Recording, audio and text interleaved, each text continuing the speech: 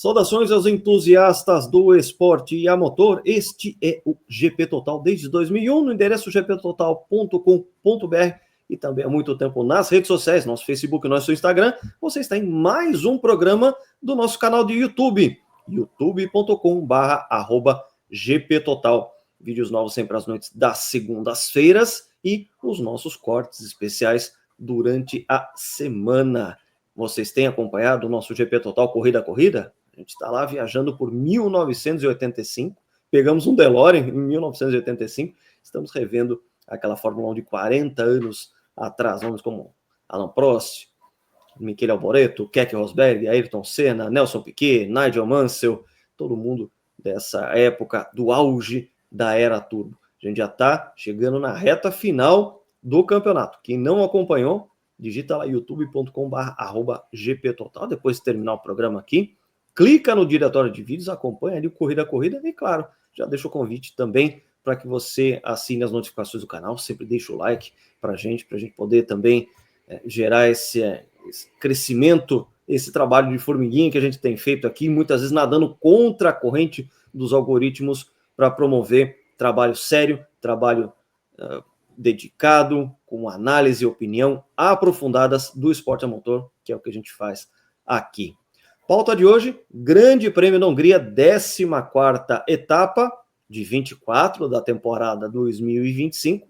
E para a gente falar todos os detalhes dessa corrida, ganha até a contragosto por Lando Norris, tem aqui meu amigo de sempre de bancada, João Carlos Viana, da capital do Ceará, cujo nome jamais será proferido no ecossistema GP Total, nem aqui no canal, nem no site, nem nas nossas redes sociais, para manter essa tradição divertida aqui. Claro que o time rival assim, pode até achar isso a pegação no pé e tudo mais, mas a gente, claro, a gente está fazendo uma brincadeira com isso. Futebol para a gente é uma diversão, a gente leva a sério mesmo, é o esporte a motor. Futebol a gente leva na brincadeira. Mas vamos lá, vamos falar de Hungria, porque afinal de contas o Lando Norris vence a etapa de uma forma um tanto surpreendente, porque ele ganhou de presente, assim, ó, tó de presente para você, uma tática perfeita para que ele ficasse no momento final da corrida à frente do Oscar Piastri. Ele mesmo, Piastri, com pneus melhores, não conseguiu atacar, não conseguiu ultrapassar o Lando.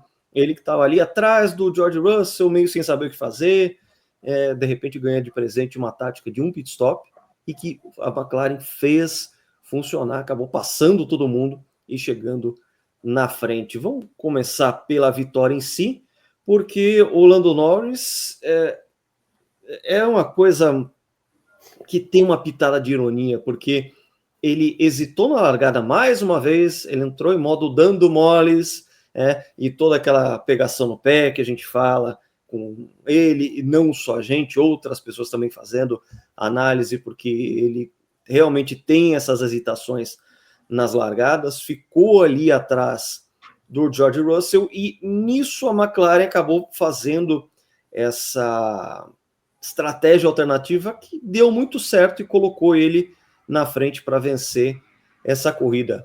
João, suas considerações, portanto, aí do Grande Prêmio da Hungria e o que essa vitória do Norris significa tanto para ele, Norris, quanto para o campeonato. Boa noite, meu grande amigo. Boa noite, Lucas. Boa noite quem nos assiste, ou bom dia, boa tarde, dependendo de onde está nos vendo. Mas o mérito também do Lando Norris ter feito funcionar uma estratégia que ninguém estava confiando muito, né? Hungria é um circuito tradicionalmente de difíceis ultrapassagens, então muitas vezes você está lá atrás, você está perdendo posições, como foi o caso do Lando Norris. Para você ganhar, você tem fazer quanto mais pit stops, melhor, né? Para você ir ganhando, a fazer o undercut, overcut. E o Lando Norris fez funcionar essa estratégia. Meio que no desespero também, porque o que aconteceu? Logo nas primeiras voltas, ficou muito claro que havia um pelotão de 4 carros destacados na frente, o trenzinho do Alonso lá atrás. Então o Lando Norris pensou, olha, eu não vou ser ultrapassado pelo quinto colocado, então vou arriscar, vou no all-in, e deu tudo certo para ele. Mérito dele ter feito funcionar, sim, mas é uma vitória que coloca novamente o Lando Norris numa situação muito interessante no campeonato. quando ele perdeu a vitória em Spa, logo na primeira volta, que ele chove no Mola, né? A gente já falou bastante com o pessoal do Webber Marbles, ele poderia ter vencido uma terceira corrida seguida, que seria muito, muito importante para o campeonato. Mas ele voltou a vencer, então você pegando um corte das últimas 4 corridas, ele venceu 3. O campeonato ainda está muito nas mãos dos 2 pilotos.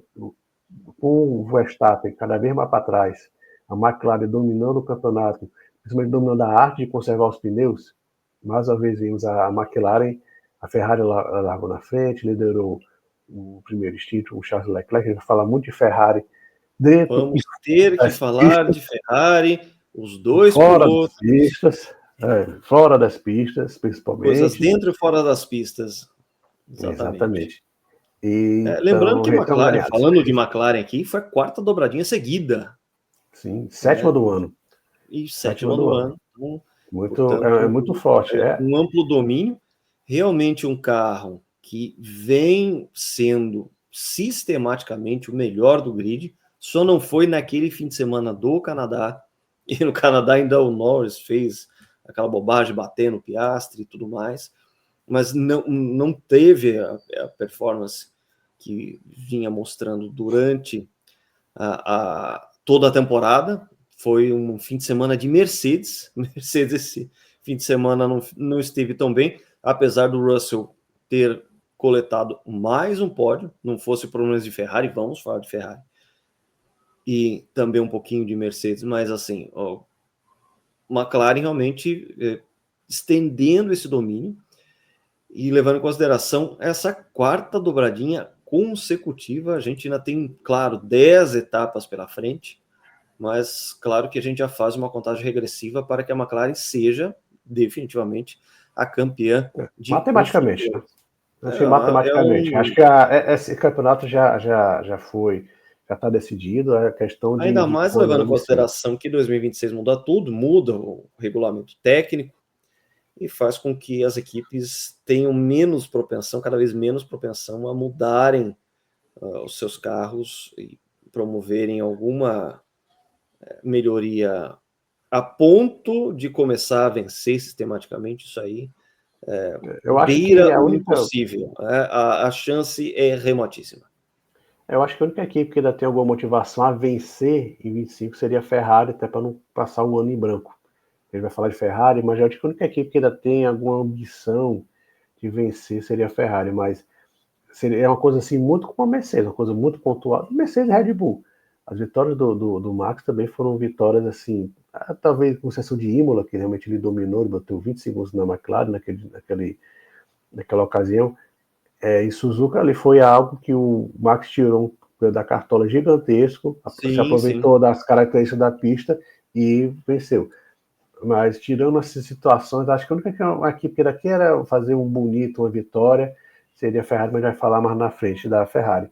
Quanto a McLaren, sim, o título de construtor já está ganho.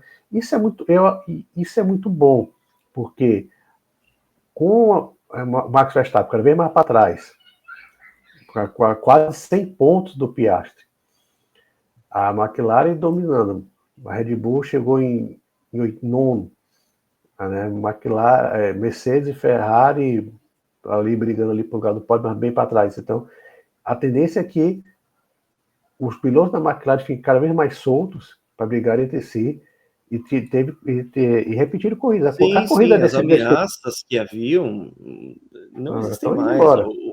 O Max Verstappen já jogou a toalha e ele é um cara combativo, ele não jogaria a toalha na possibilidade de poder continuar lutando. Neste fim de semana, o Red Bull não conseguiu fazer funcionar os pneus, sofreu bastante com falta de aderência, porque o pneu não casava com o carro, não casava com o chão. A ponto de ter ainda por cima o Yuki Tsunoda fazendo uma corrida miserável, a 17ª colocação. Mais um, né? Mais um 17º lugar. E agora sim, Lucas, só terminando aqui o raciocínio, Então, assim, a tendência é que tenha mais coisas interessantes. Essa corrida em Hungaroring foi bem interessante, porque tivemos uma disputa entre os dois pilotos da McLaren e disputa também de estratégias. Sim, O Oscar Piastri fazendo algo mais ortodoxo, que era que estão pensando em fazer 2 paradas. O Lando, depois de ter encarnado mais uma vez o Lando Norris, o Lando Norris, desculpa, encarnando o Lando Norris, ele ficou para a quarta e comecei a ter que, vou tentar aqui algo diferente.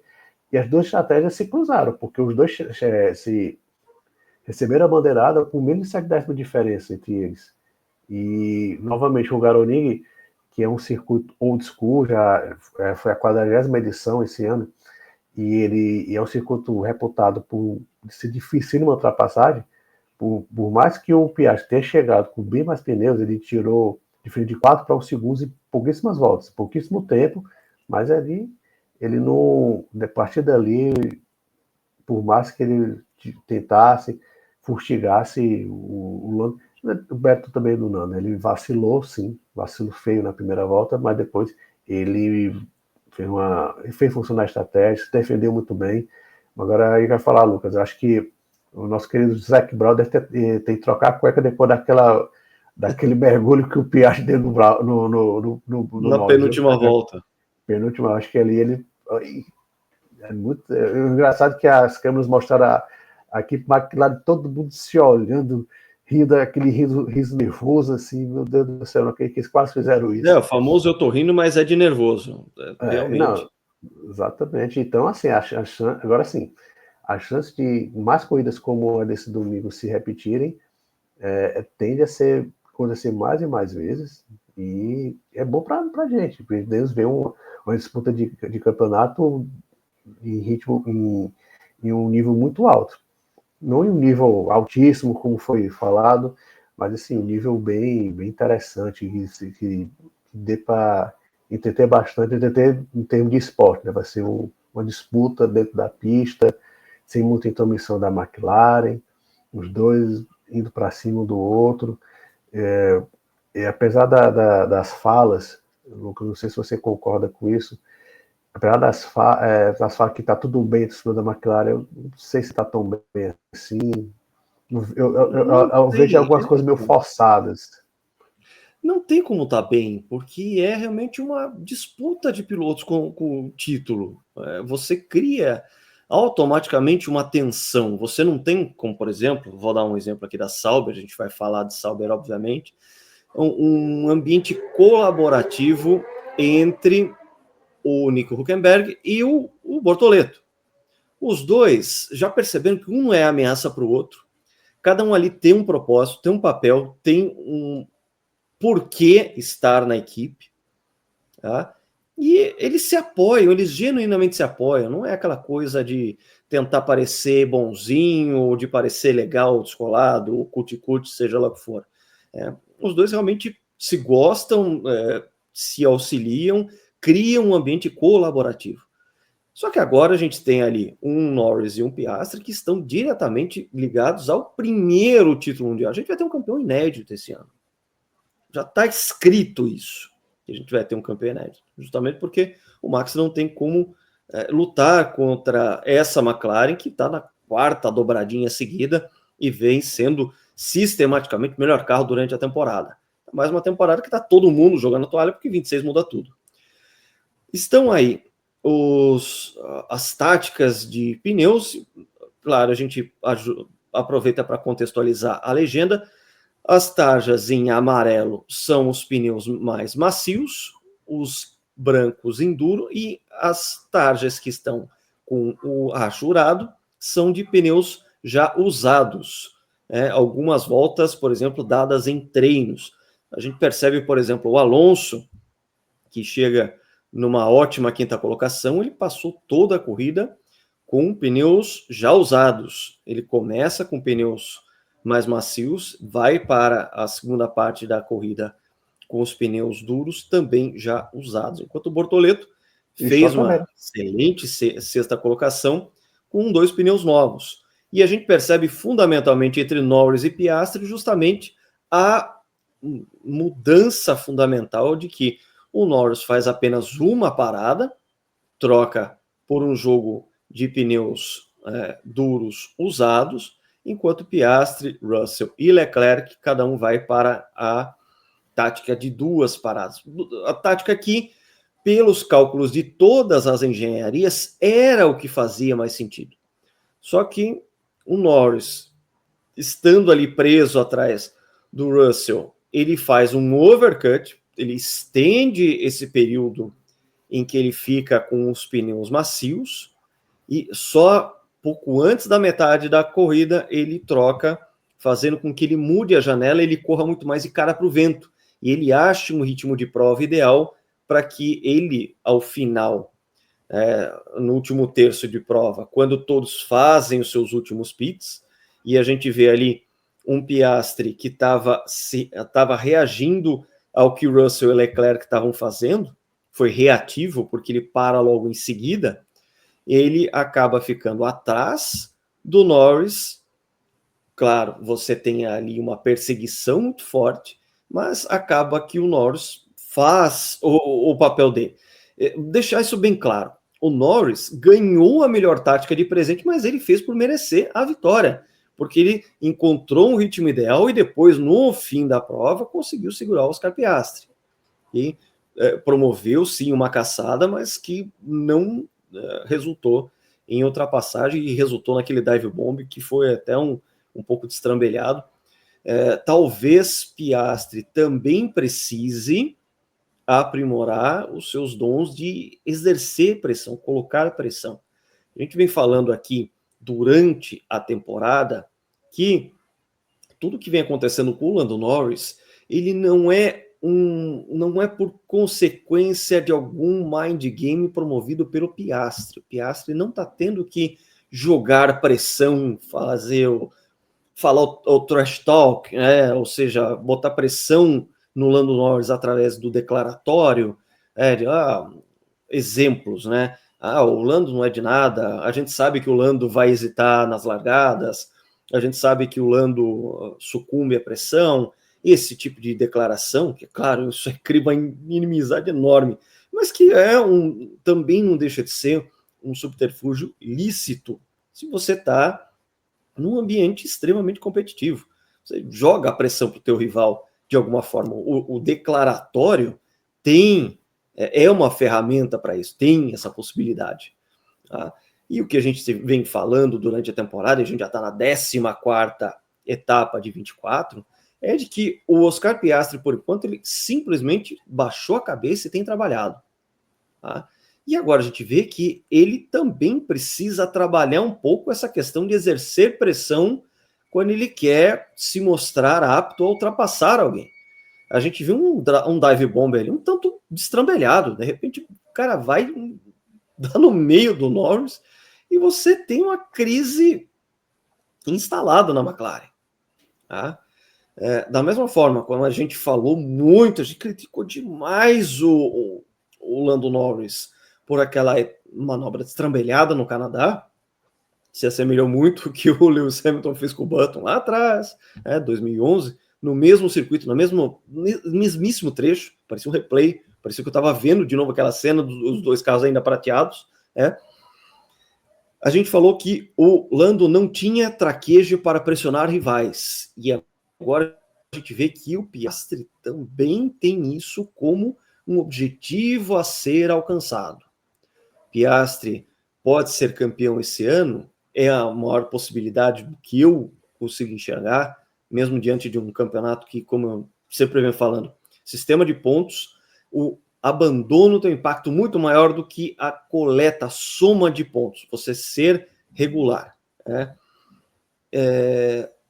Você tem uma situação em que o Piastri pode ser campeão sem estar pronto, sem ser aquele pacote vencedor, em que ainda falta alguma coisa, ainda falta algum aprimoramento, algum traquejo de pista, alguma experiência a mais. Lembrando que os dois são muito jovens, eles estão aí com menos de 10 vitórias cada um no cartel, mas a gente sabe que muito provavelmente vai ficar ali entre os dois para ser um campeão inédito da Fórmula 1.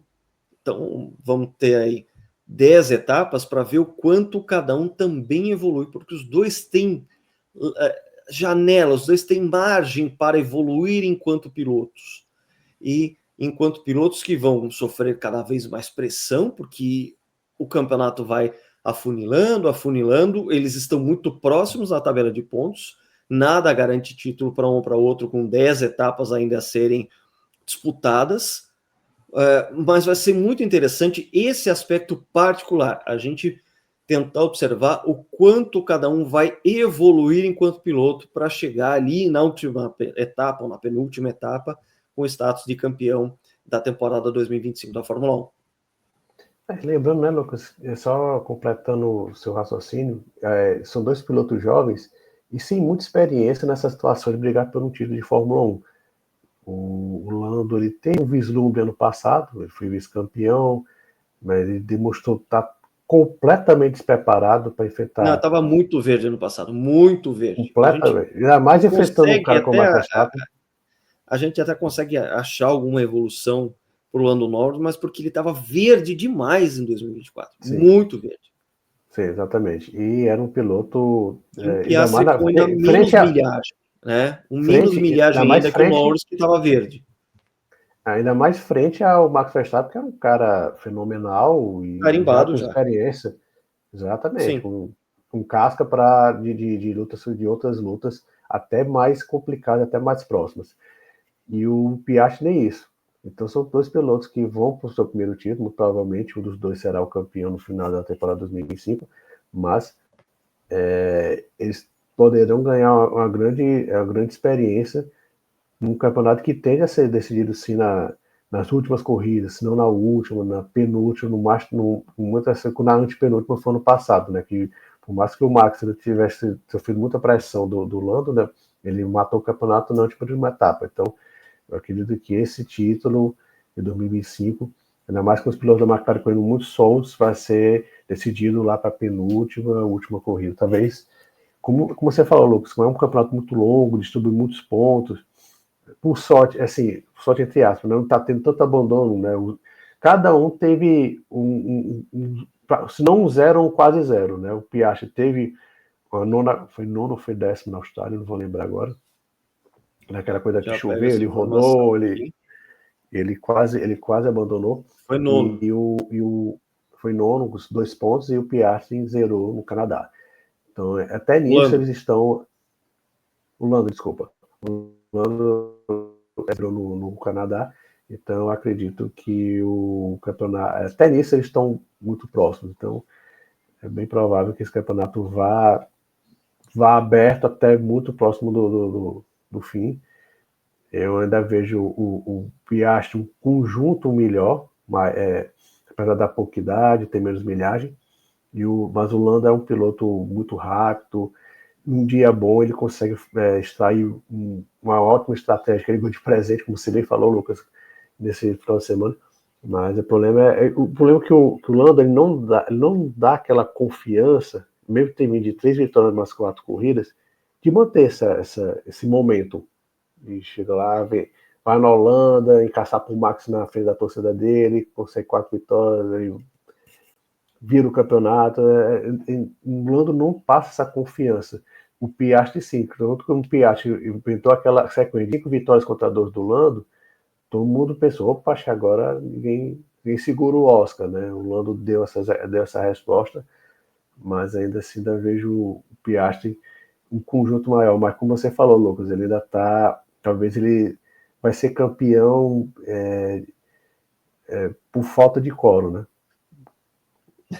O Lando ainda vacila muito, que eu já usei. dando moles com... Então, a gente vai, inclusive, ver se o Piastri vai também entrar nessa questão dos mind games, sabe? Se ele ainda vai ter que usar esse recurso, ou vai querer usar esse recurso, porque por enquanto ele não está colocando nas declarações dele, nas atitudes dele, pressão no Norris. Tudo que o Norris vem hesitando, é por conta própria. Ele está fazendo tudo sozinho. Eu fico imaginando realmente o Lando com um companheiro casca-grossa, sabe? Tendo que sofrer na mão de um Alonso. No Max Verstappen nem se fala, né? Que a gente consegue ver... No Prost. Você não pega um Prost na proa dele? Tá morto. Mais do que o Prost. Pois é. Não, vamos pensar em outra categoria. Historicamente Max. Pega o Mark Max na proa dele, tá morto. O Schumacher. Que eu diga. Sabe? Wayne Ray. Então, assim, é uma galera que... Exatamente. Sabe? Se a gente for para outras categorias, imagina só, ele vira um piloto de NASCAR e companheiro do Dale Earnhardt. Enfim, o que a gente está propondo é o seguinte: o Piastri não está fazendo nada para botar pressão extra no Lando. É isso que a gente está falando. E esse é um recurso que ele ainda pode usar durante a temporada. E a gente tem visto que o Lando está tentando promover um aprendizado a respeito de pressão. E, por enquanto, por exemplo, na Hungria, ele conseguiu achar um ritmo de prova, ele baixou a cabeça e viu que daquele problema todo na largada, dele ter ficado preso, aquilo aí acabou sendo uma oportunidade, aproveitou a oportunidade e venceu. Tá? Sendo que o Piastri estava liberado para tentar passar. Ali não dava para colocar estabelecer uma hierarquia, colocar alguma regra, ou fazer o que a ridícula Ferrari fez em 1982 em Imola, botar a placa slow, sendo que slow não significa nada. O que é slow? É menos que a melhor volta? É estabelecer alguma hierarquia? Se eu estou falando, claro, do episódio Villeneuve-Pironi, famoso, em que foi aplicada a placa slow, tanto com o Villeneuve na frente, quanto com o Pironi na frente. Muita coisa errada já se falou desse grande prêmio, e a única coisa que não se falou é o quanto a Ferrari foi falha em estabelecer algum código de conduta ali.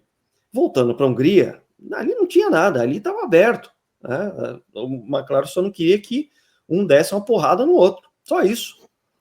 Lembrando, Lucas, rapidinho, lembrando que eu até levantei o dedo, né? Que foi a segunda vez que o Piastri deu uma dive bomb, que na Áustria também deu um dive bomb. Antes da primeira parada dos dois, ele deu um dive bomb que muita gente não... É tanto que a McLaren separou os dois. Você lembra? Sim. Estava muito próximo. Não para agora, não. Estabeleceu ali uma janelinha para um parou. Algumas voltas depois, o Piastri parou para dar essa distância. Claramente. E olha, faltam 10 etapas, nada garante que eles não vão se encontrar na pista de novo. Exatamente. Como aconteceu várias vezes com Mercedes na época de Rosberg e Hamilton, sabe? Nada garante que eles não vão trocar tinta laranja mais uma vez. Da papaya. Vai espalhar mamão para tudo quanto é lado aí. E vamos lá. Por que a gente tem tanta certeza de que o campeonato vai ficar entre os dois? O Max, ele já está quase 100 pontos atrás do Oscar Piastri. Tá? Essa é a distância do Norris para o Piastri. Piastri está com 2,84. Lando, 2,75. O Max está com 1,87. Tá? De 1,87 para 2,84. Aí tá quase... A gente está falando praticamente de 100 pontos. Tá? Até o Canadá, o Max estava só a 21 pontos. Isso o Canadá, eu estou falando de 4 corridas atrás. O Max estava 21 pontos atrás do Norris. Ou seja, estava tudo meio em aberto. Aí você tem uma sequência de 4 dobradinhas consecutivas da McLaren. O Max, ele abandona na Áustria, ele fica na 5ª colocação em Silverstone, em 4º em Spa e agora em 9º na Hungria. O carro não funcionou, tática não funcionou, nada funcionou para o carro. O carro não pegou na pista. Tanto que o 3º colocado é um Russell, que foi bem ali na largada, ficou entre o grupo que não ficou atrás do trenzinho do Alonso, foi até colocado ali um diagrama da pista, enquanto o Alonso tinha todo mundo atrás dele, enquanto você tinha esse bloco da frente se isolando bastante, né? E que era um gráfico que, na nossa época de de moleque, de acompanhar ali dos anos 80 para os 90, você às vezes tinha gráfico na pista, você ter a situação dos pilotos, é um negócio que poderiam voltar a exibir com alguma frequência, já que hoje em dia você tem uma miríade de informações por geração de caractere, gráficos, as taxas de aceleração, frenagem, força G e tudo mais. Você poderia também colocar, vez ou outra ali, em fundo transparente, o diagrama do circuito e a posição de cada um. Isso aí é uma informação útil para quem está acompanhando a dinâmica da corrida. E uma situação dessa, que você tinha um Alonso e todo um trenzinho atrás, é uma informação relevante para você entender a dinâmica da corrida e o quanto aquele bloco já tinha se separado, já tinha descolado de quem estava atrás ali da Aston Martin, que estava fazendo às vezes ali de locomotiva, a parte da frente. É uma informação que ajuda o espectador a entender ainda mais a dinâmica da corrida, mais até do que muitos dos dados que eles oferecem durante a corrida. Então, portanto, já falamos um pouco de McLaren. Vamos de Mercedes ou de Ferrari agora, João? Acho que, por mais que o Russell tenha ultrapassado o Leclerc, acho que a Ferrari foi a segunda força de notícias, não força do Power Ranking, mas de histórias a serem contadas no Antigo Grande Prêmio da Hungria. A Mercedes, você acha que o que você falou do Russell já matou o Mercedes. A gente pode, né, o Antonelli matou o Russell um pouquinho. Vamos falar só mais um pouquinho ainda de Russell, é a questão da consistência dele. Ele continua sendo bastante consistente e marcando pontos importantes do campeonato a ponto de estar ali muito próximo do Max Verstappen. O Verstappen, falei 187, né, 187 pontos, o Russell está com 172, ele está à frente do Leclerc. É uma situação um tanto engraçada, porque a Ferrari, a gente vai falar de Ferrari, ela é vice-líder de construtores, mas a dupla de pilotos Leclerc e Hamilton é quinta e sexta no campeonato. Piastri, Norris, Verstappen, Russell, depois Leclerc e Hamilton.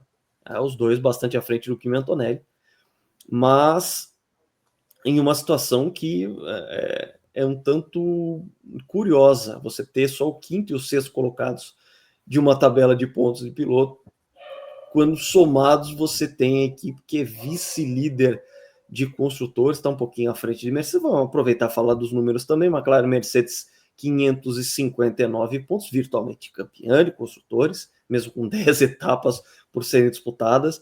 A Ferrari tem 260 pontos contra 236 da Mercedes. É bem verdade que a Mercedes, principalmente nessas últimas 3 etapas, pontuou mais do que a Ferrari, que continua ainda atrás. O problema, Lucas, é que a Mercedes marca apenas com o Russell, né? O Antonelli derrapou muito nas últimas corridas, ele até se emocionou após uma classificação em Spa, por quem viu, disse que ele estava com cara de choro. Ele marcou um pontinho em Hungaroring, mas ainda está muito abaixo do companheiro de equipe. O Antonelli, se a gente pegar o retrospecto dele, porque assim, ele começou pontuando com certa regularidade, né? Pegou ali um 4º lugar logo na estreia na Austrália, que foi uma corrida muito complicada, ele se virou muito bem na corrida, coletou ali uma série de 6º lugares, mas nas últimas 8 corridas, ele pegou o pódio do Canadá, que ele chegou em 3º, porque era o melhor carro do fim de semana, o companheiro dele venceu a corrida, tá? E ele conquistou agora um 10º lugar, um pontinho e um Hungaroring. Fora esses 2 resultados, você teve quebras e chegadas fora dos pontos. Ele está com retrospecto, esse histórico das últimas 8 corridas está muito ruim para o Antonelli. E ele vinha sendo um bom estreante de Fórmula 1. 1, 2, 3, 4, 5, 6. As primeiras 6 corridas ele pontuou em 5. Né? Mais uma vez, com a estreia com o 4º lugar, que foi ótima ali. E, de novo, mostrando uma consistência. Mas nas últimas 8 corridas, realmente parece que deu uma virada de chave no Kimi Antonelli. Ele está sim sentindo pressão, e o engraçado é que a virada de chave foi justamente em Imola, e que ele levou lá os coleguinhas de sala. A tia que leva ele para a sala. A professora Helena e a turminha do carrossel. Ele levou todo mundo basicamente, lá. o professor, se você entendeu Firmino, a referência, você também tem barba branca, igual o seu Firmino, apresentador do canal. Ei, Lucas, o seu Firmino também foi, né? Foi todo mundo ali. Seu Firmino foi também, então. Mas isso já ajuda a explicar porque a Ferrari, mesmo tendo seus 2 pilotos em quinto e sexto lugar, ele é vice-líder do Mundial de Construtores, lembrando sempre que a Ferrari tem uma dupla desclassificação na China por um motivo diferente, né? Mas o Félix Vasset teve seu contrato renovado, mas como a gente colocou nas pílulas, né? Acho que é uma das primeiras contratações que o Félix Vasset precisa fazer para a Ferrari é um psicólogo para os seus 2 pilotos. É incrível como os seus pilotos se lamuriam nos rádios, nas entrevistas. O Leclerc, ele é até interessante, o Leclerc ele até pediu desculpa à Ferrari, porque quando ele começou a ter a corrida indo por água abaixo, a partir da primeira parada, ele começou a reclamar, e teve uma DR ali, parecia um divã mesmo, né? Vocês não me escutam, blá, blá. E depois descobriu que a Ferrari estava com problema no chassi, por sinal, o problema que a Ferrari não divulgou, ninguém sabe direito o que aconteceu, mas a própria Ferrari divulgou, e o Leclerc pediu desculpas à equipe pelas declarações durante a corrida, que ele não sabia que a Ferrari estava com problema, e ele acabou sendo facilmente entre aspas, né? Levando que ele foi um pouquinho agressivo demais na disputa com o Russell, tanto que ele foi punido, né? E o Russell reclamou bastante. Olha, ele não pode fazer isso, aquelas famosas mudanças de lugar na freada. Então foi bem agressivo o Leclerc, mas ele meio que disse: vai ser um milagre se eu manter um pódio.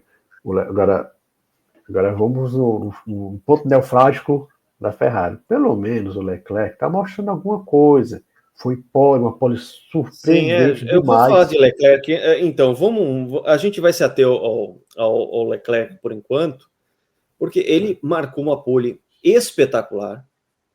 Não tem outro nome para dizer isso. Acho que foi uma das poles mais impressionantes desse ano.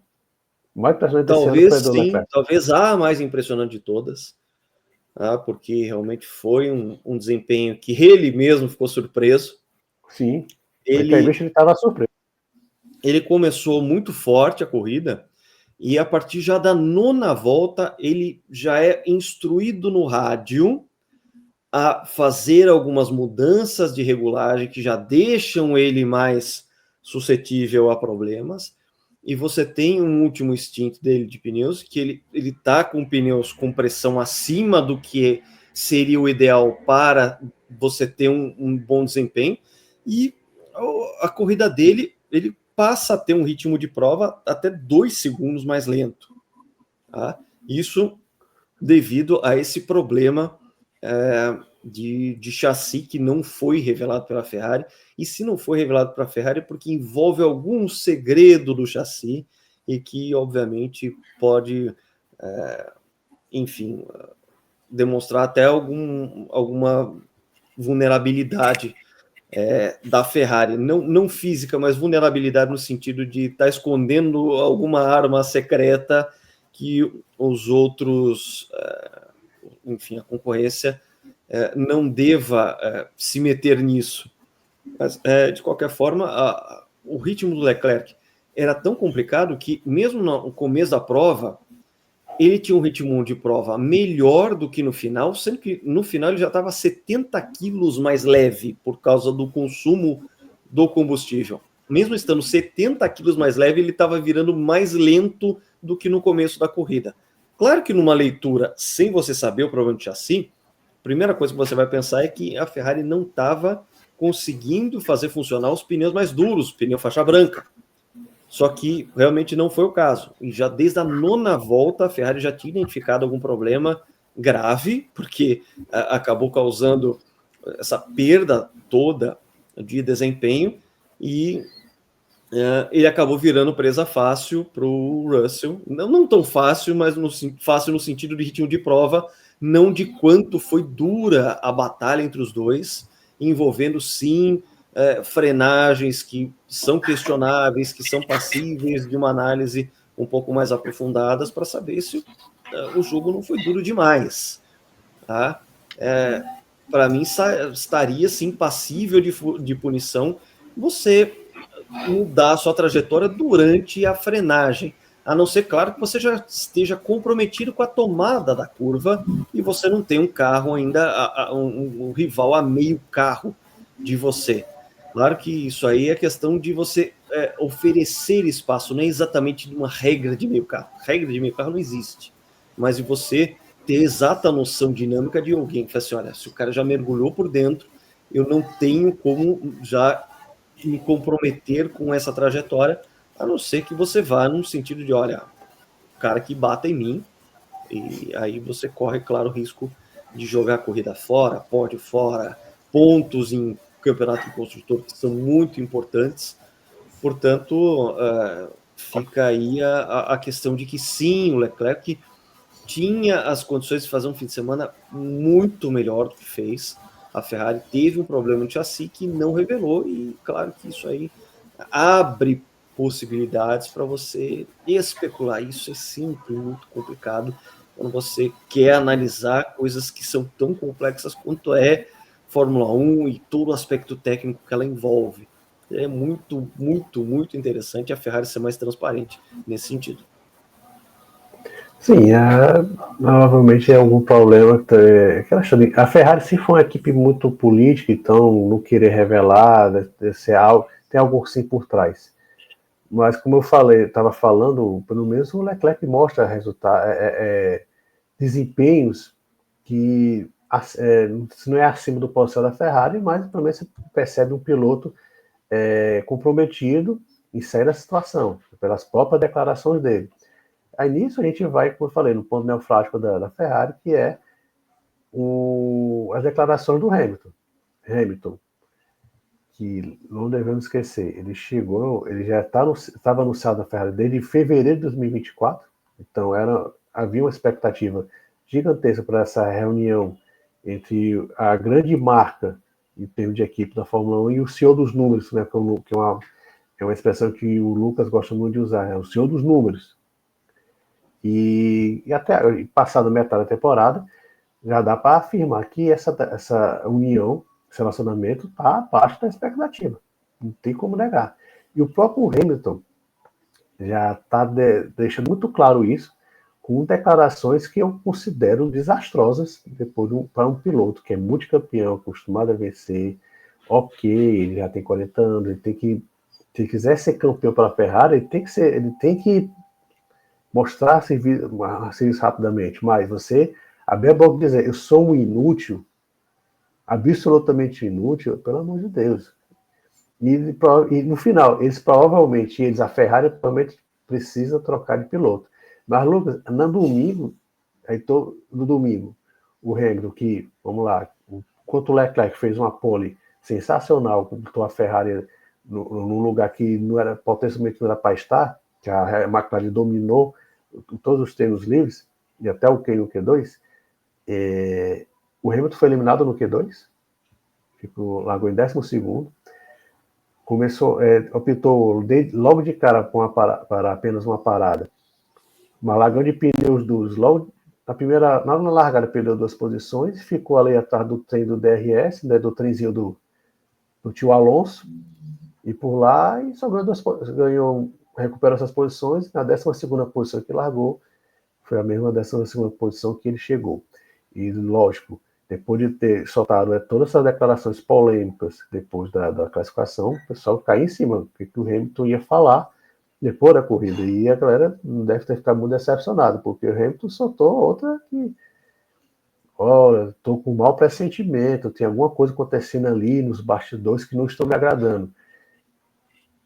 O Lucas falou há poucos minutos atrás da famosa briga, né, a famosa confusão que ocorreu em Imola 82. A Ferrari sempre foi uma equipe política dentro da equipe Ferrari é histórica, não estou falando de 82, vou lá da década de 50 já existia. Fangio saiu da Ferrari por política, ele não aguentava as políticas da Ferrari. Então, esse tipo de política, a Ferrari sempre foi equipe política, e vários pilotos foram engolidos pela essa política. E o Hamilton, na sua 18ª temporada, 18ª temporada na Fórmula 1, 19ª temporada, no próximo ano vai ser a 20ª. Ele não compreender isso chega a ser até inocente. É o cúmulo da inocência ele saber que a Ferrari é uma equipe extremamente política, extremamente passional, e abre a pergunta: o que está acontecendo nos bastidores da Ferrari? Por Hamilton falar isso. Quer dizer, cria uma crise que o Hamilton que trouxe essa crise. Ninguém na Ferrari estava falando em... Lógico que a Ferrari entrou em 2005 pensando em vencer, quase tirou o título da McLaren do Mundial de Construtores, mas o que está acontecendo nos bastidores da Ferrari por Hamilton estar incomodado, está com um mau pressentimento? Então o Hamilton é um piloto frustrado para mim, um piloto que esperava estar brigando ali pelas vitórias, por pódios, e de repente ele é eliminado no Q2, eliminado no Q1, e foi eliminado no Q1 nas duas corridas da Bélgica, na sprint e na principal. Foi eliminado no Q1. Ele está levando o vareio do Charles Leclerc, e ao invés de sentar e trabalhar, como a gente estava falando do Oscar Piastri, ele fica só se lamuriando, só reclamando do azar, e solta declarações totalmente depreciativas, depressivas e enigmáticas. A troco de quê, ninguém sabe. Será que o contrato, se não me engano, do Hamilton de 2 a 3 anos? Será que ele vai ficar até o primeiro ano? Coisas enigmáticas que o Hamilton solta que põe muito contra ele. O Hamilton tem 7 títulos mundiais, mais de 100 vitórias, mais de 100 poles, mas esse tipo de situação, esse tipo de comportamento, isso sem contar o que o Hamilton já fez com o seu engenheiro de corridas, o Ricardo Adame, que até o Márcio falou, foi moleque, e eu não discordo disso. Esse tipo de situação depõe contra a história do Hamilton, que é gigantesca. Daqui a alguns anos a gente vai falar da história do Hamilton e lembrar muitas coisas boas que ele fez. Mas esse tipo de situação, quando a gente vai comparar, eu já falei aqui inúmeras vezes, ninguém vai comparar aqui a história do Lewis Hamilton com o do Gregor Wojtek. É só com os gigantes da Fórmula 1. E quando você compara o Max Verstappen lutando de uma forma inglória na Red Bull, tentando se aproximar da Mercedes do Hamilton, e ver o Hamilton fazendo esse tipo dando esse tipo de declaração, fazendo essa final de semana que ele fez na Hungria, cara, isso aí coloca com certeza o Verstappen acima do Hamilton, queira os fãs do Hamilton ou não. É uma questão de que, bom, você poupou a maior parte do que eu não vou precisar bater tanto no Hamilton, porque mas realmente... bata. Não, vejam, o comportamento do Hamilton tem sido incompatível com o tamanho do cartel que ele conquistou, o histórico que ele tem de Fórmula 1, os números enormes, os vultosos que ele conquistou, o cartel que ele ergueu. Ele, veja, proponho um exercício muito simples. Você é um patrão, chega um empregado seu dizendo: eu sou inútil, acho que você tem que mudar, acho que você vai ter que mudar de funcionário. Qual é a sua atitude quanto a isso? Se o piloto novato falasse que é inútil e talvez a Ferrari precise de um outro piloto, ou a equipe A, B, C, XYZ precise de um outro piloto, eu, enquanto patrão, ia me trancar, né? Você se tranca no escritório e pergunta assim: que raios você tá falando, cara? Essa é uma declaração do Hamilton. Talvez a Ferrari precise mudar de piloto, que mais uma vez soa como molecagem. Porque se você é homem, por favor, não entendam essa frase num conceito de machista, mas se você tem hombridade, se você tem honra, você pede demissão e não fica dando uma declaração estúpida como essa. Ou não fala.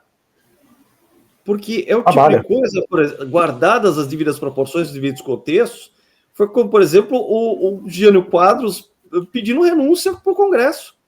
Assim, renúncia você não discute, você sanciona, né? Você aceita. E ficou sem o poder de barganha, sabe? De repente o Fred Vasseur falou assim, vamos trocar o piloto Ferrari. Então, tudo bem, vamos trocar, tá? Tchau, passa lá no RH. Tem quem queira.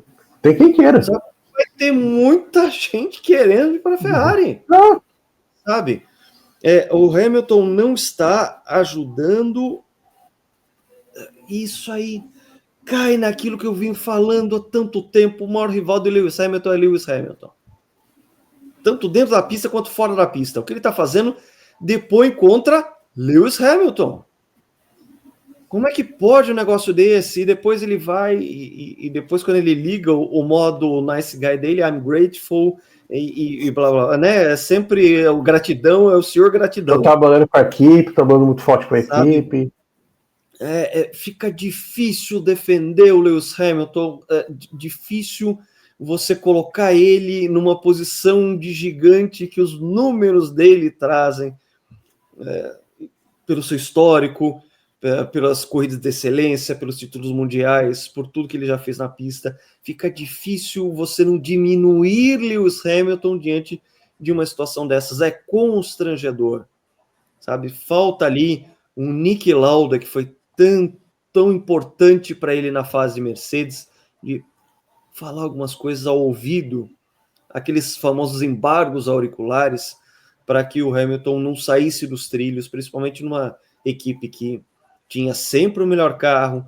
Você tinha ali uma rivalidade muito grande com o Nico Rosberg, a ponto do próprio Nico ter vencido 2016, diante de uma pressão enorme entre os dois, e o próprio Nico entendendo, falou assim, não, eu não aguento mais isso por mais um ano, eu sou campeão, não aposento agora, aposento campeão, para mim tá bom.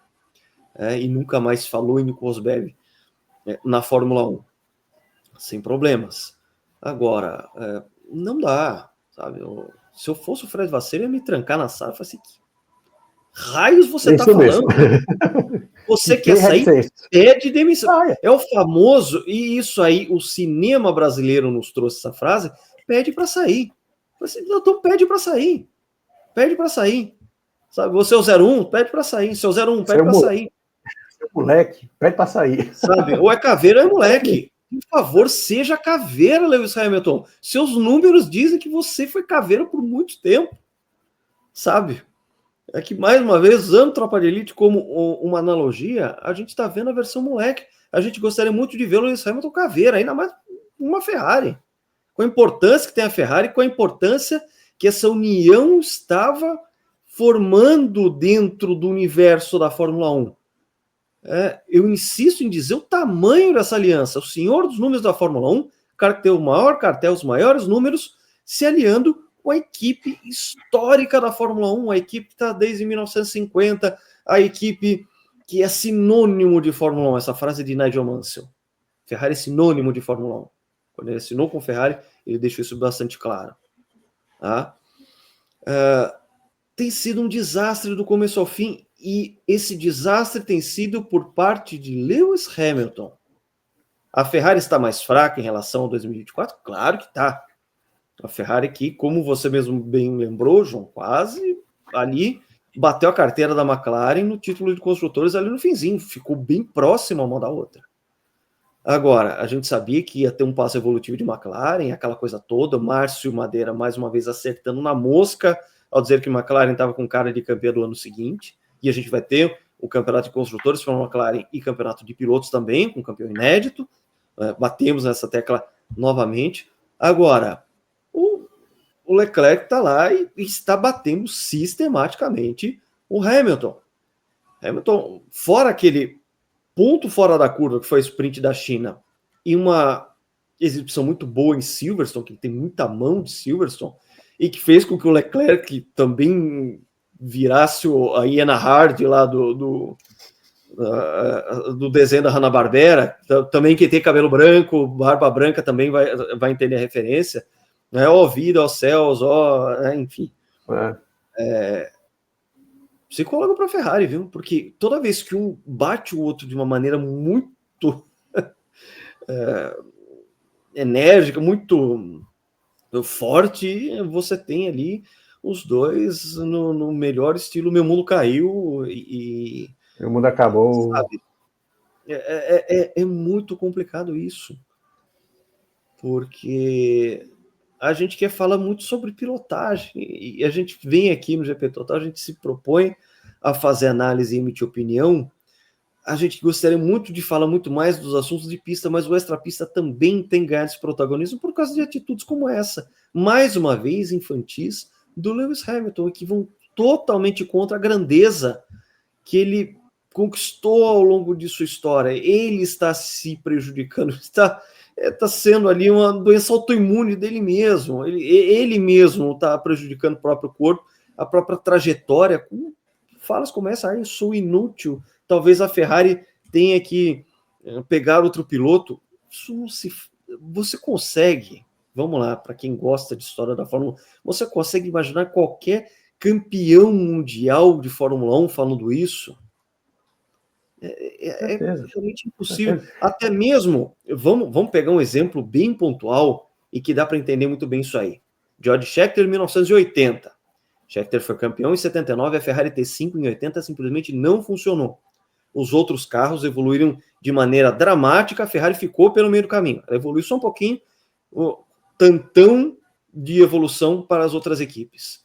Você não ouviu George Scheckter falar, eu sou inútil, talvez a Ferrari tenha que trocar de piloto.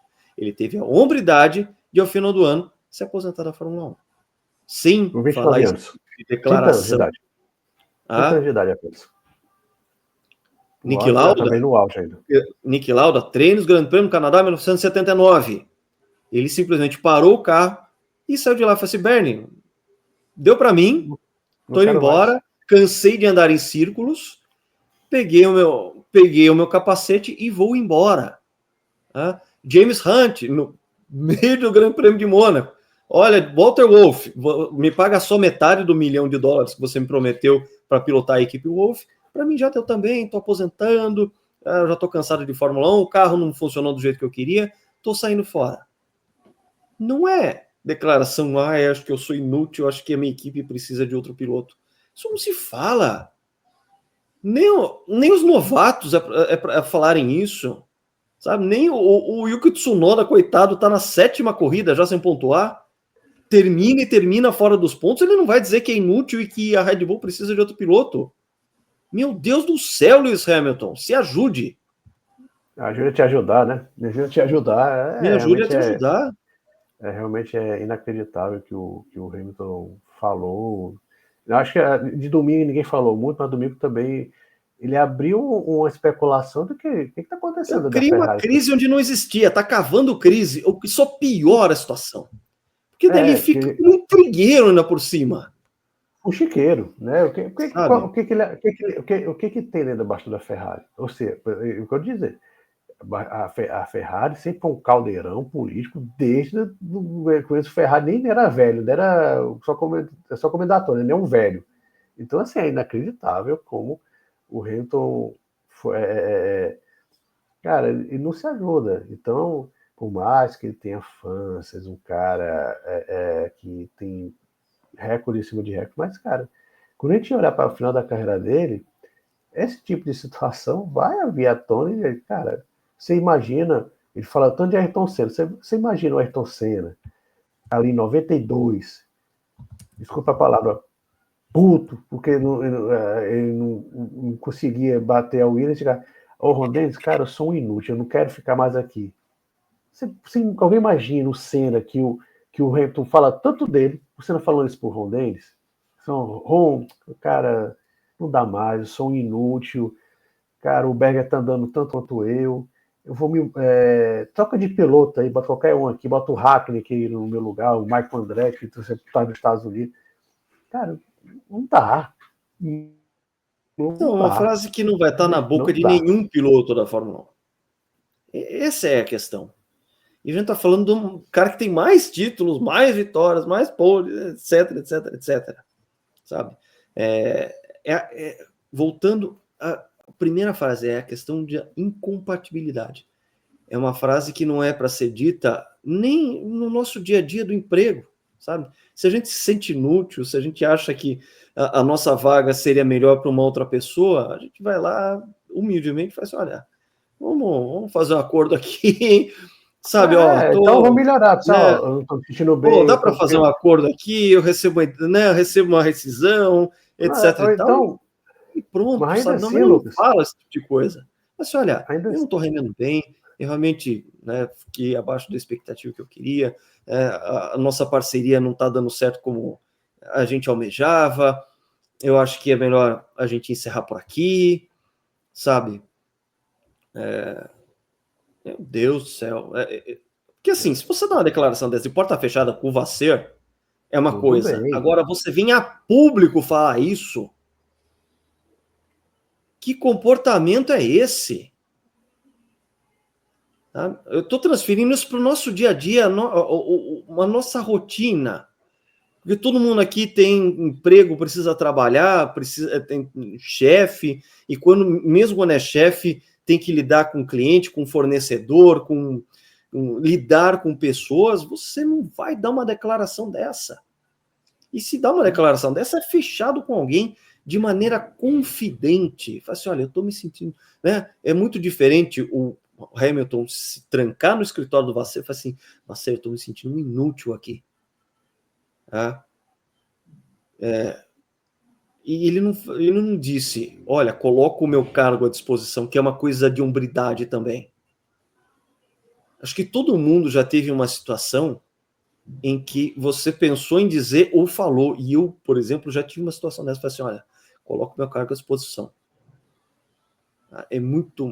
Você tem hombridade falando isso. Agora você vê a público fazendo esse discurso vitimista, sem ter hombridade de falar assim, não, então, se é para substituir, que substitua. Eu estou rescindindo meu contrato. Estou indo embora. Estou indo embora. Você produtor musical, de moda, o que seja. Mas ficar fazendo esse tipo de situação de... E expõe a Ferrari, cara. E expõe a Ferrari também, cara. Pelo amor de Deus. Cria um clima pesado, complicado. Sim, Sem a demais. menor necessidade. Sem a menor necessidade. Isso aí se E a resolve. Ferrari... Isso aí se resolve trabalhando. Tá? E se não resolve trabalhando, saia. Sabe? Não tem muito mistério. Tem que fazer coisas diferentes, porque se você faz tudo igual, você vai ter resultados iguais. Básico. Tá? Do que eu estou dizendo, é o seguinte, fórmula como a vida, a nossa vida, o nosso dia a dia, a nossa rotina, nossas relações com pessoas, relações com trabalho, relações com pessoas às quais a gente tem alguma interdependência e que a gente precisa lidar, sabe? Hamilton, grande decepção por causa da atitude, não é nem por causa da pilotagem. A atitude. Não é a... Você falou tudo, Lucas. Né? A decepção. Tem outros pilotos decepcionando, Carlos Sainz, por aí vai, mas... Sim, o Tsunoda está decepcionando, porque se esperava que pudesse pontuar com a segunda Red Bull, sabe? Mas se olha a Alpine é um desastre completo e absoluto. A gente vai falar rapidinho de Alpine. Né? Mas veja, você tem um Stroll na Fórmula 1 é decepcionante, depois de todo esse tempo, você tem algumas decepções ali no meio. Agora, você se decepcionar com um cara que é um ídolo de tanta gente, que já teve momentos absolutamente memoráveis, incríveis na Fórmula 1, eu sempre destaco aquela vitória de Silverstone 2008 do Hamilton, que eu acho a grande vitória dele da carreira, mais do que outras, mais do que aquele... o British Grand Prix do ano passado, mais do que aquela vez que ele chegou com 3 rodas, mais do que o Grande Prêmio do Brasil que ele ganhou também, ele estava com aquele motor envenenadão, sabe? Mais do que todas essas. A vitória do Silverstone 2008, que ele foi o rei da chuva aquele dia, lembrou muito exibições de Michael Schumacher, de Jim Clark, de Jack Hicks, de Ayrton Senna naquele dia. Foi absolutamente incrível. Esse cara incrível tá falando esse monte de abobrinha na mídia, não está se comportando como campeão mundial, é falar, reiterar isso, é incompatível com o que ele já conquistou e o ídolo que ele é para tanta gente. Tanta gente passou a gostar de Fórmula 1, acompanhar a Fórmula 1, porque viu nele um espelho referencial, um ídolo, um cara que era sinônimo de vitória, de título, de cara bem-sucedido, de cara articulado, de cara engajado, e que está se autodepreciando, tendo esse tipo de atitude, não só essa declaração de se sentir inútil e tudo mais, isso aí você jamais vai dizer a público, né? Se eu sou assessor de imprensa dele, eu me tranco na sala assim também. Que raio você tá fazendo, cara? Eu fico imaginando, deve ter ficado louca, né? Ou louco. What's the F, 3 pontinhos, sabe? É outra palavra com F que não se pode falar nesse canal, né? O decoro, obviamente, não permite. Agora, Hamilton, bota a cabeça no lugar. Você tá na Ferrari, você é um grande campeão, você é um ídolo de todo mundo. Vai lá, mira o Leclerc e passa o cara, sabe? Trabalha que a gente sabe que o Hamilton mudou da Mercedes para a Ferrari porque ele precisava de uma motivação extra, precisava de uma nova motivação, porque ele já tinha conquistado tudo na Mercedes, ele já não tinha mais o que conquistar na Mercedes. E depois daquele 2021, que ele também se comportou muito mal porque na perda do título para o Verstappen, ele não se comportou de maneira olímpica, não se comportou de uma maneira Barão de Coubertin, digamos assim. Eu acho que foi o Tony Post da cara dele ali. Ele arrastou corrente em 2022, 2023, 2024, tá? Incluindo ser batido com alguma frequência pelo George Russell. Tá? Teve um período que melhorou, ele estava à frente do Russell ainda, mas ele viu na Ferrari uma oportunidade de ter um novo desafio. E, ao mesmo tempo que ele continuou com aquele 2021 na cabeça de que ele tinha que superar o Max Verstappen, e sendo que agora nem o Verstappen é o alvo referencial, a referência é o que a McLaren está fazendo. Com 2 pilotos muito novos, com pilotos que estão aprendendo, com algum deles sendo um novo campeão, mas que já, sabe, a coisa já virou, a página já virou, e a gente, nesse sentido, a gente consegue enxergar o Hamilton meio perdido, sem rumo, sem saber o que fazer. Sendo e que não tem mistério, não tem mistério, não tem ali o milagre. O negócio é sentar, trabalhar, entender o motor da Ferrari, suspensão, motor, comportamento dinâmico, simulador. Sabe que é um negócio que o Hamilton foi diminuindo com o tempo. A gente sabe que o Hamilton já não está mais no prime da pilotagem dele. E como que você compensa isso? Você compensa com um esforço extra. Se ele está dentro de uma Ferrari recebendo, talvez vá ser o maior salário da história por algum tempo, sabe? É claro que a gente espera um esforço extra de um cara que aos 40 anos se propõe ainda a pilotar de maneira competitiva, de maneira a fazer com que a Ferrari volte a ser uma equipe que dispute título mundial. Isso não está acontecendo. Lá no comecinho da temporada, quando eu disse estejamos preparados para que essa união não dê certo, eu estava ali fazendo um eufemismo e falei assim, olha, gente, é bem possível que dê errado e dê muito errado. E por enquanto está dando errado, e não por parte da Ferrari. Havia sinais. Falta de competitividade havia da Ferrari. Sinais, né, Lucas? Havia sinais. Havia sinais. Aí eu acho que aquele sinal invertido, que é do Mark Marques, quando chegou na Ducati, começou a bater o pé com o Bagnaia, ainda nos treinos livres, falou assim, opa, o cara tá girando forte. Tá? Era o que a gente esperava que o Hamilton fizesse. Assim, chega na Ferrari, chega na pré-temporada e fala assim, opa, tá andando mais rápido que o Leclerc já na pré-temporada. Ok, ele não casou com o carro. Faça casar, né? Todo piloto tem as suas janelas de funcionamento ideal, tem.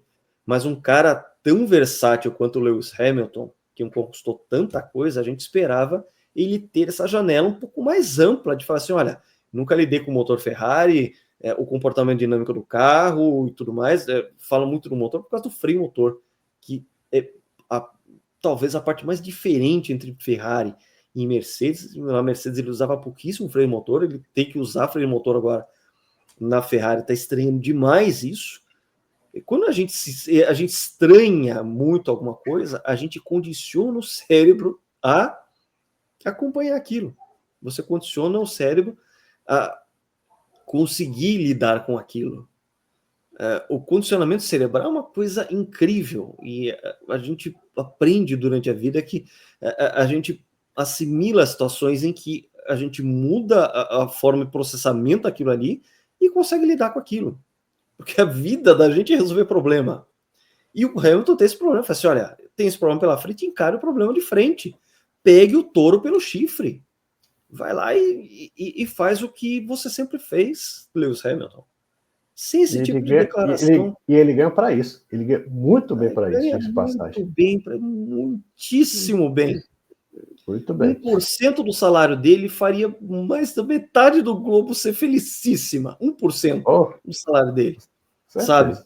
Mais da metade do Globo. Aqui eu estou fazendo uma conta de padaria bem muito simples, mas que faz todo sentido. 1% do salário dele já faria mais da metade do Globo muito feliz. Sabe? Até porque a gente pega aí um fim de semana, por exemplo, que o Fernando Alonso, com seus 44 anos já completados, fez um excelente quinto lugar com pneus usados a corrida inteira. Vamos falar um pouco de Alonso e falar também de Gabriel Bortoleto, a gente dando continuidade aqui da nossa resenha. Acho que um dos grandes destaques do meio pelotão foi a Aston Martin. Agora, a Aston Martin que fechou a raia em Spa, foi o último e penúltimo. De repente, fez ótimos treinos livres, botou os dois carros no Q3, e tanto a Alonso como o Stroll também, ele fez tá bem preciso, ele fez toda a corrida com pneus usados, naquele gráfico lá que você colocou, Lucas, também o Stroll, ele fez, só que aquela história, né, enquanto você sempre espera o Alonso brilhar, o Stroll sempre patinar, porque o Stroll, ele logo de cara perdeu a sexta posição para o Gabriel Bortoleto e foi ultrapassado pelo Max Verstappen num local que dificilmente tem ultrapassagem ali, que é naquela chicane apertada no alto do circuito de Hungaroring. Ele foi ultrapassado ali. Mas por sorte do lance, o Max Verstappen, no meio de vários pilotos que estavam optando por uma parada, escolheu duas paradas e caiu para nono e por lá ficou. Então, ótimos pontos da Aston Martin, sim. Um dos grandes destaques, eu acho, essa votação de piloto do dia tem muito daquela história de internet, então tem aquela, vou dizer, eu acho que manipulação é uma palavra muito forte, mas tem aquela vibe, né, aquela hype. João, a explicação é muito simples. O Brasil é gigante. Enquete, veja, para quem trabalha em institutos de pesquisa, a palavra enquete soa até como um palavrão. O que acontece fundamentalmente com enquetes? Você não tem controle dos respondentes, você não tem controle da amostra. Então, se de repente dar uma louca em todo mundo da Argentina e votar no Franco Colapinto, ele vai ser o piloto do dia. Tinha aquela. Você lembra, Lucas? Do Rio Harianto? Então, o Rio Harianto? Que era, acho que já aconteceu, o goleiro do Vasco lá, o cara até processou depois do Sport TV. Foi. Até o ganhou, inclusive, porque foi assédio moral. Foi. O Rio Harianto, não sei se você vai lembrar, que ele começou a vencer várias vezes pelo outro dia, saludava lá atrás, eu não sei qual o país dele. Então, o Brasil é um dos países que mais consome Fórmula 1, o pessoal começou a hypar, mas assim, apesar de a gente ter essa, você falou, né, Lucas, esse negócio de enquete na internet é um negócio meio, você não consegue controlar muito, o tiro de piloto do Gabriel Bortoleto ficou em boas mãos.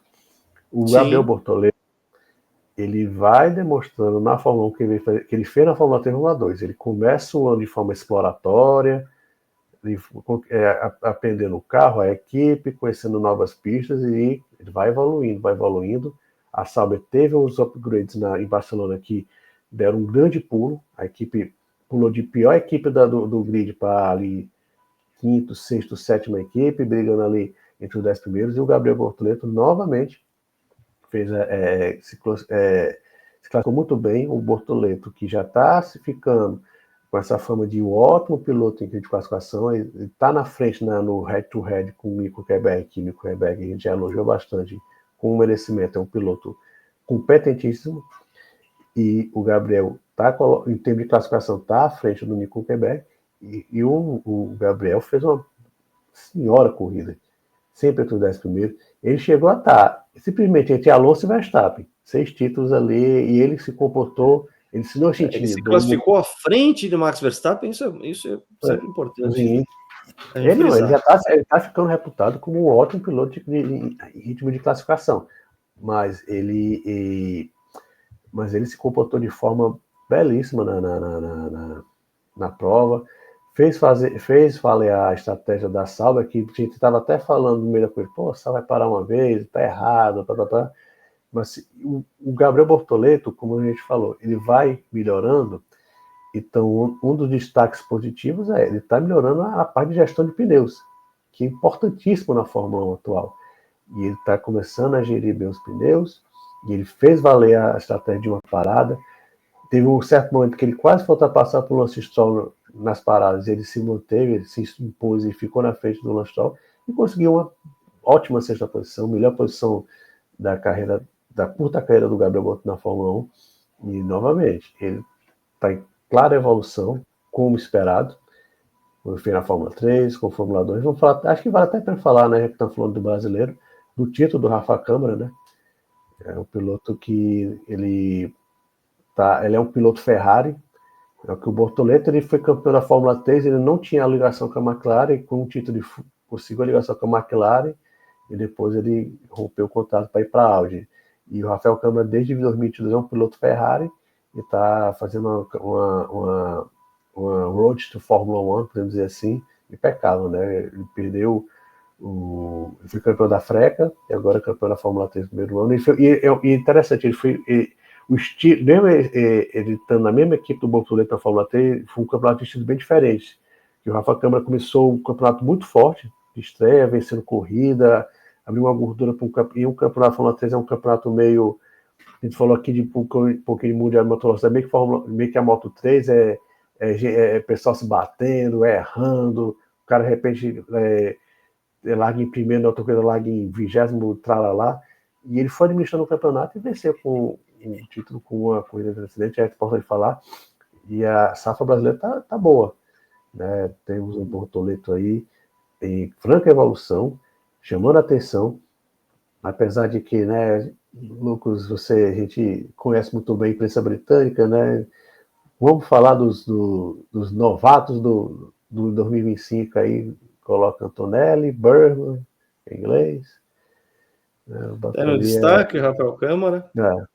E outro detalhe interessante, né, que eu já que falo aqui do Nordeste, um piloto nordestino, né, pernambucano, de Recife, aquele sotaque lindo dos pernambucanos, da Verona Nordestina, acho que é Verona Nordestina, o pessoal chama de Recife, né, então tem os canais lá, e é bem interessante. O Rafa Câmara, ele é o piloto Ferrari, nunca deve esquecer, e muito que se fala na Europa é que ele está seguindo os passos de Charles Leclerc. Charles Leclerc foi campeão de Fórmula da GP3, então GP3, depois foi Fórmula 2 e chegou na Fórmula 1. Então muita gente se fala que o Câmara seria um piloto que pode chegar à Fórmula 1 com essa moral de piloto Ferrari. Seria muito legal. Temos 2 pilotos ali, o Bortoleto ligado à Audi, que a gente já falou aqui algumas vezes, né? O Milton Rubinho falou na nosso vídeo especial de abertura do campeonato. A Audi nunca entra numa categoria para brincar, não, nem para empatar, nem para perder, vai para ganhar. Então, ter o Gabriel Bortoleto ligado a uma equipe como essa e, de repente, o Rafa Câmara surgindo numa equipe na Fórmula 1 com o piloto Ferrari, vai ser bem. O futuro brasileiro vai ser bem interessante na Fórmula 1. E o Bortoleto está fazendo um ótimo trabalho. Ele está temos 5 novatos na Fórmula 1. O Radiá começou muito forte. O Antonelli fez uma ótima primeira corrida, como você falou, Lucas, mas entrou esse período ruim. O Radiá já não faz tantas corridas tão consistentes. Parece que o Antonelli ele adquiriu alguma maldição ali de Imola, depois de levar os coleguinhas a turma lá, eu fico imaginando a tia da portaria que recebe ele chegou, olha, isso aqui é o Toto Wolff, meu chefe, imagina essa cena. E o Berman vive dos lampejos da Haas, né? Ela foi muito, a Haas foi muito mal. Então, a Haas teve alguns lampejos de competitividade que já também se apagaram. Ela teve um fim de semana miserável, a Williams teve um fim de semana miserável, a Alpine, então, o mais miserável de todos. As três ali ficaram se digladiando para saber qual ia ser a pior das equipes, porque todas elas tiveram suas duplas fora da zona de pontuação. Fora e o Bortoleto, e quando você compara com você compara com os outros novatos, você vê os demais pilotos ainda, alguns começaram bem, já estão patinando, e o Bortoleto em franca ascensão. Então isso é muito interessante, né? E falando em franca, não, você falou da Alpine, né? Uma coisa que a transmissão não mostrou, mas o nosso querido da Alpine apontou uma boa com o nosso Franco, né? Com o nosso Franco Colapinto, que acabou em último. Mas teve 2 pitstops que até a PEC GP, né, quem assistiu o filme Fórmula 1, falei melhor, 19 segundos em 2 pitstops. Não é que ele perdeu 19 segundos durante o espaço, ele perdeu 19 segundos em 2 pitstops. O pessoal fazendo 1.9, 2 segundos, a Alpine fazendo 7 segundos, 11 segundos. Esse é um claro exemplo de como a Alpine é uma equipe totalmente à deriva. O Flávio Briatore chegou no ano passado querendo colocar a casa em ordem, marcar claramente uma bagunça, tá ficando cada vez mais bagunçada a casa. Foi anunciado um novo CEO da Renault. Sempre lembrando, né, que a Renault é dona da equipe, mas no próximo ano não vai ter motor Renault, vai correr com motor Mercedes. Então é algo beira inacreditável. Você vê como é essa bodega que é a Alpine hoje, né? E os pit stops de Franco Colapinto são mais um exemplo de como essa equipe, que tinha um bom potencial. Essa equipe a gente tem que lembrar, né? A gente fez um especial ano passado sobre os 40 anos da primeira temporada de Ayrton Senna na Fórmula 1. Essa equipe ela tem uma linhagem com a Toleman, com aquela Toleman começou na Fórmula 1 em 81, 82, 84 fez um grande ano, depois virou Benetton. Então essa equipe era aquela equipe lá atrás do Ted Toleman. Então é uma equipe que tinha um potencial bem interessante, com a montadora por trás, montadora tradicional, mas que vai se tornando uma equipe totalmente bagunçada, que tende a ter um futuro, como se no Ceará não tem nenhum futuro, isso é uma equipe sem futuro. Sim, fica bastante complicado. Se a gente pegar o histórico da Alpine, a gente tem que lembrar que no ano de 2022, que foi o primeiro ano desse regulamento, eles tinham Fernando Alonso e Esteban Ocon como pilotos, ela fez a 4ª posição nos construtores, 173 pontos. Estou aqui com o chart aberto, eles foram 4º lugar, tá? Que é o atual patamar da Red Bull, a 4ª no Campeonato de Construtores. Tá? Aí nos anos seguintes foi 6ª, aí foi 6ª de novo com menos pontos, tá? Ainda porque teve aquela corrida, a corrida em São Paulo no ano passado, duplo, eles fizeram pódio, né? Um pódio duplo, e por isso deram aquela esticada na pontuação, porque estavam simplesmente horríveis. E nesse ano, eles amargam a última posição de construtores de maneira categórica. Tá? Isso eu mostrei aqui, aquele gráfico da F1 Data Analysis, que é um perfil super legal. A gente recomenda sempre que você siga eles no Facebook ou no Instagram. Eles sempre trazem dados de telemetria muito legais. Você aprende a ler os gráficos ali, uma coisa muito intuitiva. Mostram que o ritmo de prova da Alpine não é inferior a ponto dela ser essa última de grid. A gente estava acostumado com algumas equipes que eram sempre as muito piores de grid. Não é esse o caso. É um ritmo de corrida equivalente ao das outras equipes aí, Racing Bulls, a própria Aston Martin ali de alguma forma, a Haas, agora não consegue marcar ponto, e você tem ali um total descalabro. Eu fico imaginando, lá em 2026, com um carro novo, tudo novo, e o motor Mercedes, se não der certo, o que eles vão fazer? Sabe? De repente você tem uma estreia, a Cadillac já estreia na frente deles. Sabe? A equipe hoje, a deriva é a Alpine, coisa que a gente falava lá atrás, que era Sauber da época do Valtteri Bottas, Guan Yu Zhou, sem um rumo para tomar. Hoje a gente vê essa Sauber cada vez mais se encaminhando para receber a plaquinha Audi no bico do carro, pintar o carro de prata, e você vê uma Alpine que eu não sei o que vai ser dela. O que eu sei é o que ela já fez. Ela já foi 4º lugar no campeonato. E nessa mesma regra, ela estava ali em 2022, foi o primeiro ano do atual regulamento técnico da Fórmula 1. Terminavam ali regularmente nos pontos. Teve ainda aquela situação anterior em que o Ocon ganhou na Hungria, foi em 2021, foi um pouquinho antes.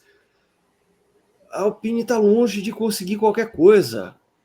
É como se a gente já não conseguisse mais explicar aquele pódio lá no Grande Prêmio de São Paulo do ano passado. Eles ficaram lá. O Ocon liderou a volta, liderou a corrida. Eu me lembro que o Ocon deu uma distância na minha frente que eu me assustei. Ele liderou algumas voltas na frente do Verstappen. Na tomada da bandeira vermelha, ele estava na frente. Mas ali é que salvou um pouquinho a lavoura, aquela corrida fora da curva. E agora, se não apareceu outra corrida fora da curva, a Alpine... E a gente falou aqui do Franco Colapinto, lógico que ele não teve culpa dos 2 pit stops desastrosos, mas o próprio Franco Colapinto é um exemplo de como o Flávio Briatore está tornando a equipe ainda pior. O Franco Colapinto é um cara totalmente superestimado. Sim. E o Briatore fez uma força para trazê-lo e tá igual o Jack Turner. A gente falou aqui dos novatos, né? Você colheu aqui os novatos. Veja a questão estatística. Eles terminaram 18º, 19º, isso porque o Berman abandonou a corrida. Uhum. Nenhuma dupla de pilotos chegou em 18º, 19º esse ano. O fim de semana da Alpine foi o mais miserável de uma equipe na temporada inteira. Isso não é pouca coisa.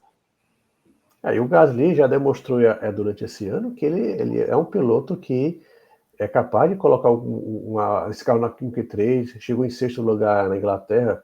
Então, ele não tem uma dupla. Ele tem um piloto, sim, que eu acho que chegou com uma hype muito forte, mas está demonstrando que nessas coisas todas. Mas o Gasly é um piloto respeitado dentro do pelotão da Fórmula 1, do grid da Fórmula 1. E ainda assim o cara chegou em 18º. Tá bem complicada a situação da Alpine. Tá difícil, se como foi difícil, tá difícil defender o Hamilton, tá difícil defender o Briatore. Exatamente.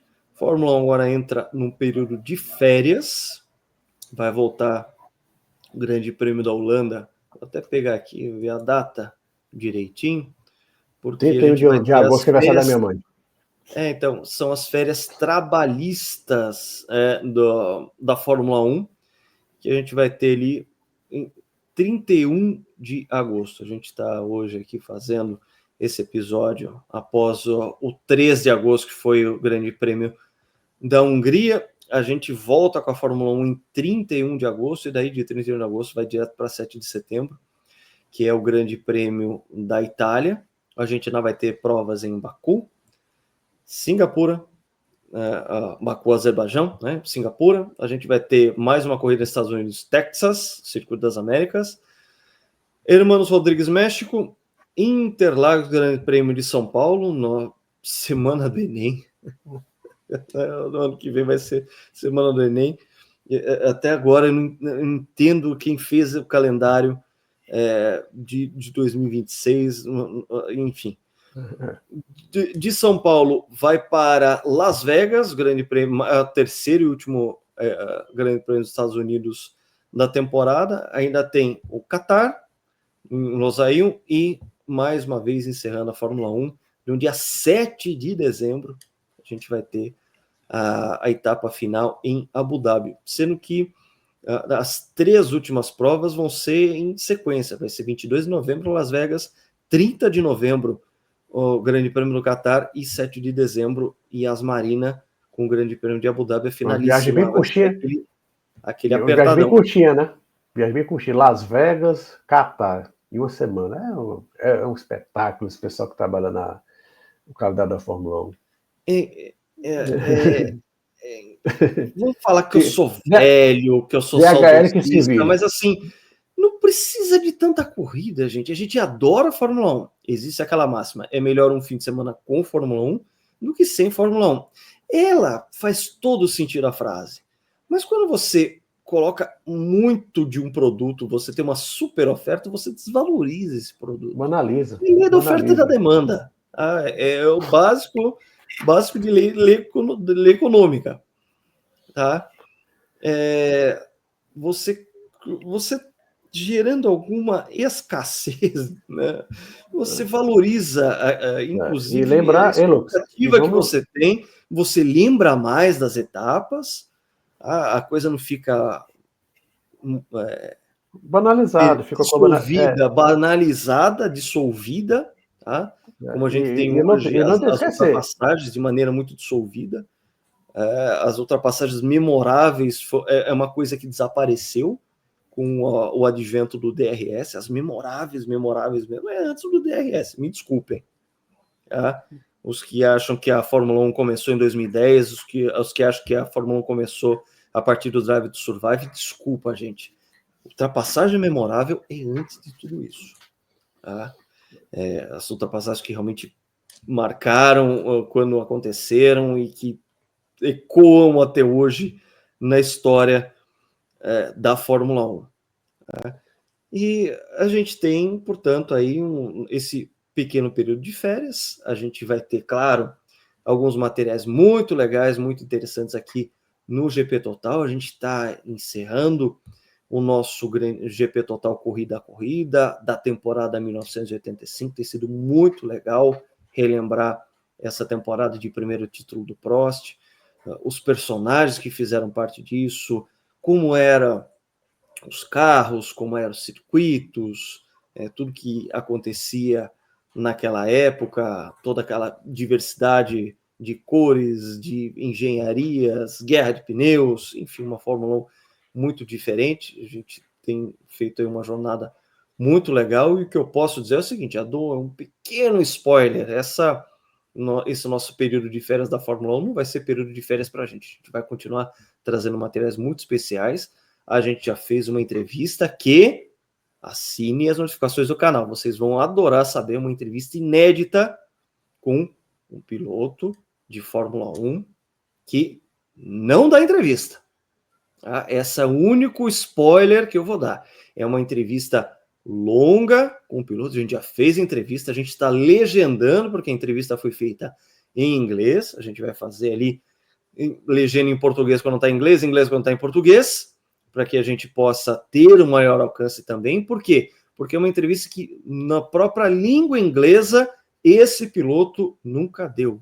Uma entrevista muito legal de ser feita, um acontecimento aqui para o GP Total e para quem gosta de Fórmula 1 e de histórias do esporte a motor. Fiquem ligados no nosso canal, assinem as notificações para vocês saberem quem é esse piloto de Fórmula 1 que deu uma entrevista exclusivíssima para a gente, talvez a mais longa entrevista que ele tenha dado, e que ele traz muitas informações muito legais do seu período na Fórmula 1, período fora da Fórmula 1 também, entre histórias muito interessantes. Fiquem ligados com a gente aqui. João, suas considerações finais antes da gente entrar nas férias da Fórmula 1, sem férias para a gente. Com certeza, a gente está continuando trabalhando, a gente preparou esse material muito especial, eu tinha um piloto que eu procurei, não vou falar aqui o nome, eu procurei aqui no YouTube interview com fulano, não encontrei nenhuma entrevista, uma entrevista grande, lógico, Mesmo ele já entrevista de falou, revistas digitalizadas, então vai ser bem grandes legal, reportagens. e a gente faz isso com bastante carinho, para nós, falar com certos pilotos é muito emocionante, mas a gente faz para vocês, espero que vocês gostem, tem outros materiais vindo por aí, nesse período de férias, de Fórmula 1, e quando tem mais 10 corridas, eu ia até falar, Lucas, ainda tem 10 corridas, tem as sprints, acho que tem umas 3 sprints aí no meio do caminho. Tem sprint lá no meio também, não vou nem entrar no detalhe. Exatamente. Ainda tem os sprints aí no meio do caminho, mas vamos ver, como a gente falou no início, o campeonato tende a ir até o final, ali penúltima, ou máximo última etapa. Depois são muitas corridas, são muitos pontos também. Então, um abandono pode fazer muita diferença se houver então um toque entre os dois pilotos da McLaren. Mas é isso, a gente está falando, fica de férias no mês de agosto, mas o GP Total não para. Então, tem muito material Aí, legal para vocês. Isso aí. Fiquem ligados na gente.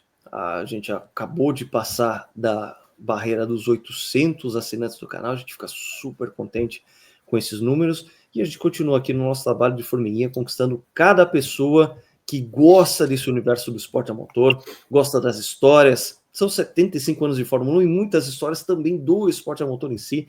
A gente não gosta só de Fórmula 1, a gente fala de outras categorias aqui também. Fala de Le Mans, fala de Indianápolis, fala de moto velocidade.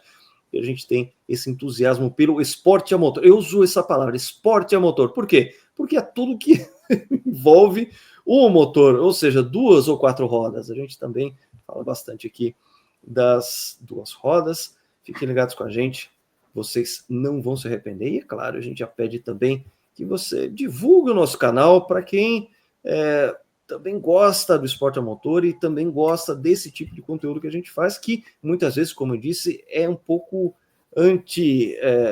algorítmico, digamos assim.